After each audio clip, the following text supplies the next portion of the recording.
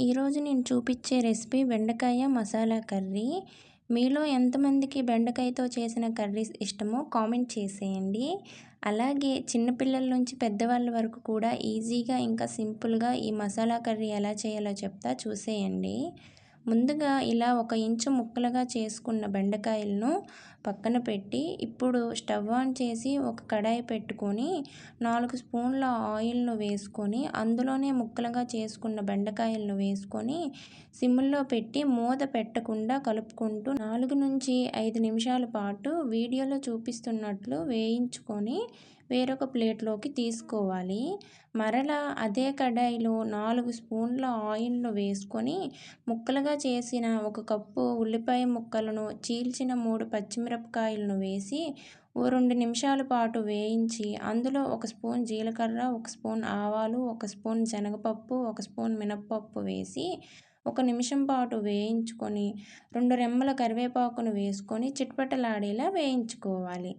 అప్పుడే దంచిన అల్లం వెల్లుల్లి పేస్ట్ను వేసుకొని పచ్చివాసన పోయేంత వరకు వేయించుకోవాలి.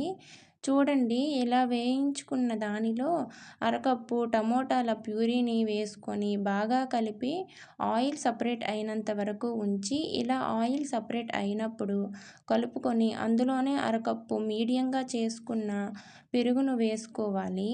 పెరుగు ఆప్షనల్ మాత్రమే, నచ్చకపోతే స్కిప్ చేసేయచ్చు.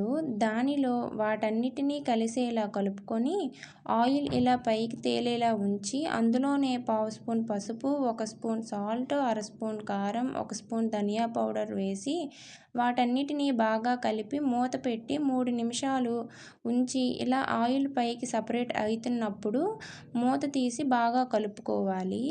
అందులో ముందుగా వేయించిన బెండకాయ ముక్కలన్నిటినీ వేసుకొని మసాలాలు బాగా పట్టేలా కలుపుకొని ఆయిల్ పైకి తేలేలా ఉంచి, ఆయిల్ సపరేట్ అయినప్పుడు అంతా బాగా కలిసేలా కలిపి అందులో 1 కప్పు నీళ్లను పోసుకోవాలి. అంతా బాగా కలుపుకొని సిమ్లో పెట్టి 4 నుంచి 5 నిమిషాల పాటు ఇలా దగ్గరికి ఉడికించి కొద్దిగా కొత్తిమీరను చల్లుకొని ఒకసారి అంతా బాగా కలుపుకోవాలి.